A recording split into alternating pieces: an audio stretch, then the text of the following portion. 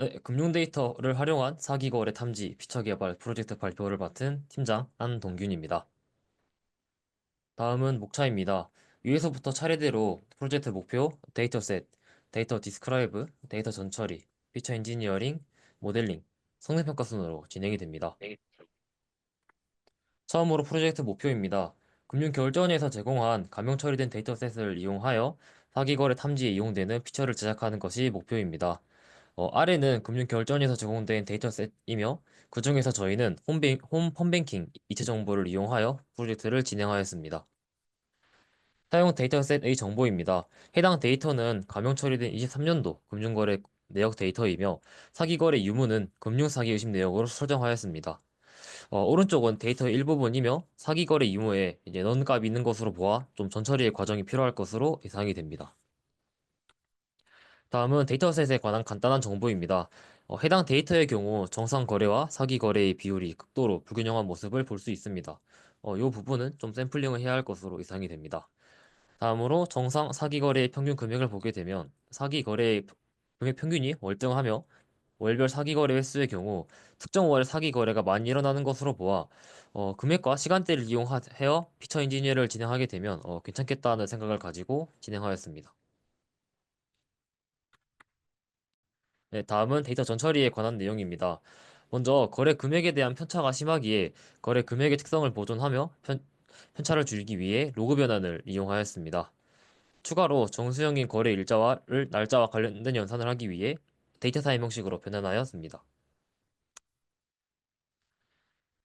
사기 거래는 사실 심야나 특정 시간대에 집중되는 경향이 있다 보니까 시간대의 컬럼을 사용하려고 하다 보니까 이 컬럼이 약간 1시간 단위가 아닌 2시간 단위로 설정되어 있다 보니까 시간대를 오전, 오후, 저녁, 야간으로 아싸리 범위로 묶어서 설정을 하게 되면 좀 더 괜찮을 것 같다 생각이 들었고 금융 사기 거래에 관한 컬럼에 있는 넌 값 처리 및 컬럼 값들은 다시 정상 및 사기로 다시 라벨링을 진행하였습니다.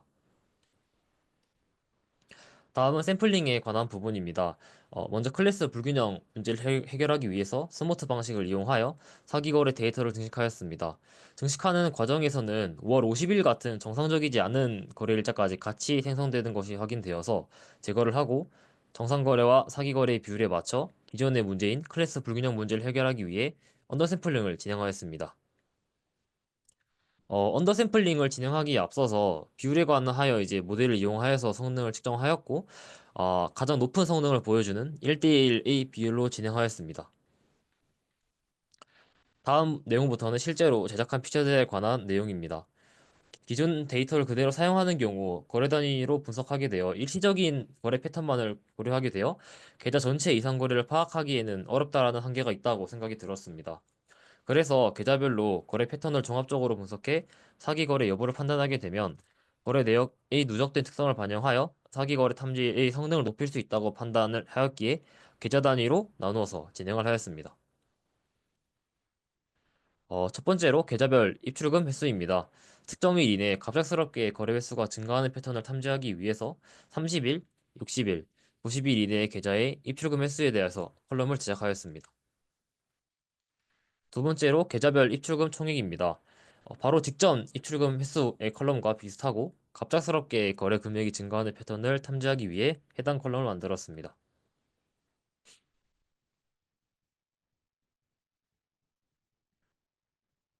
어, 네. 세 번째로 계좌별 입출금 매체 횟수입니다. 매체에 따른 계좌별 특성을 파악하기 위해 어떤 매체를 이용하여 거래하였는지에 관한 수치를 나타내는 컬럼입니다. 매체 종류에 관해서는 오른쪽 표를 참고해 주시면 감사하겠습니다. 네 번째로 계좌별 입출금 사기 거래 평일 주말을 쓰이며 사기 거래는 일반적으로 정상 사용자가 거래하지 않는 자주 하지 않는 시간대나 요일에 발생할 가능성이 존재하기에 평일과 주말로 구분하여 거래 패턴의 차이를 파악하기 위해 계좌의 거래가 평일인지 주말인지에 관해 수치를 구했습니다.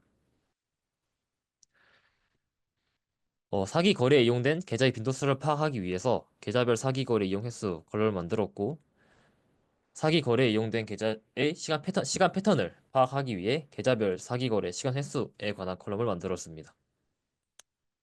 그래서 마지막으로 입출금 데이터 프레임을 하나로 합쳐서 이제 모델에 투입할 최종 데이터 프레임을 생성하였고, 아래는 최종 데이터셋의 피처 리스트입니다.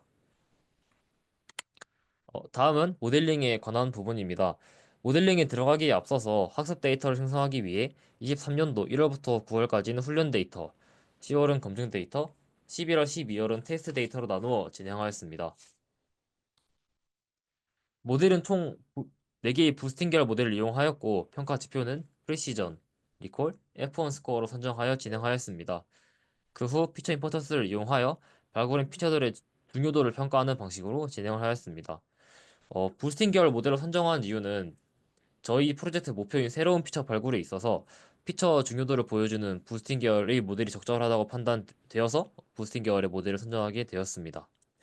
평가 지표에 관한 부분은 사기 거래가 아닌데 사기 거래라고 잘못된 탐지를 하게 되는 경우 이제 계좌 정지와 같은 피해가 발생할 수 있기에 이를 이제 프리시전으로 평가하고, 또한 실제 사기 거래를 놓치면 안 되기 때문에 리콜이라는 지표를 이용하여 이를 평가하였습니다.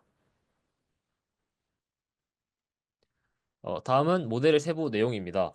하이퍼 파라미터 튜닝을 진행을 하였고요. 분류 문제에서 예측된 확률을 기반으로 어떤 클래스에 속하는지를 결정하는 임계값인 스레시 홀드의 값들을 좀 최적화된 값도로 설정하기 위해서 F1 스코어를 이용하여 설정을 하였습니다.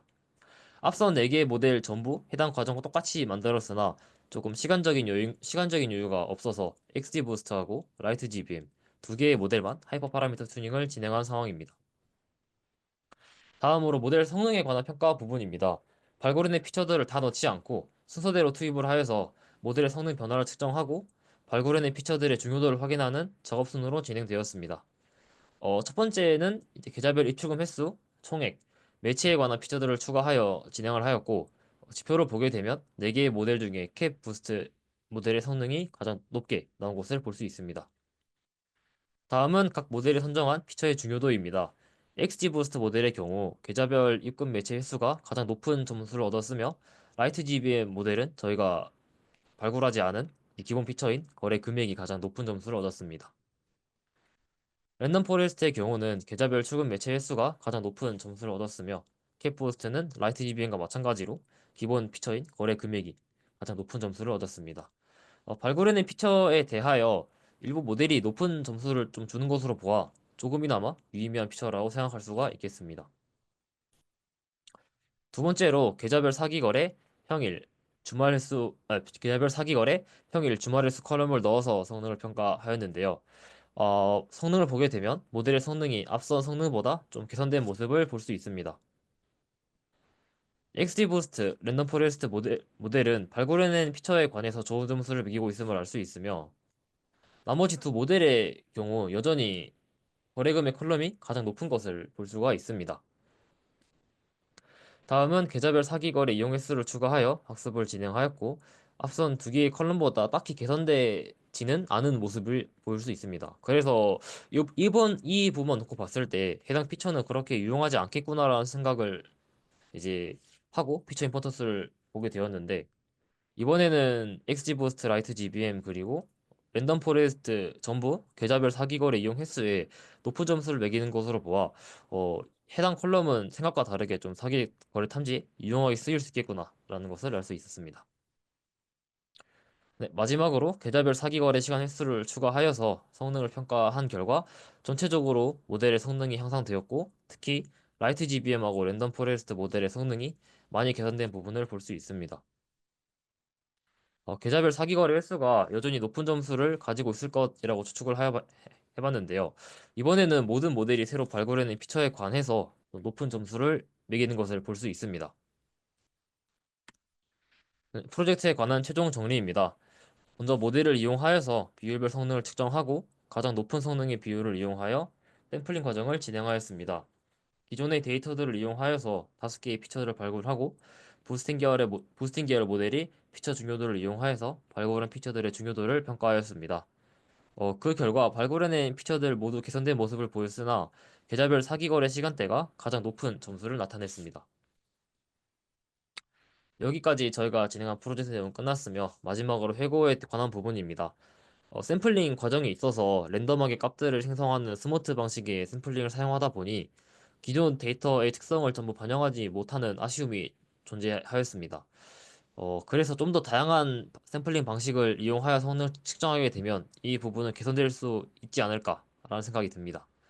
그리고 피처 과정에 있어서는 저희에게 제공된 데이터셋이 많음에도 한 개의 이 데이터만 가지고 새로운 피처를 발굴해냈기에 좀 더 다양한 피처들을 발굴해내지 못한 아쉬움이 존재합니다.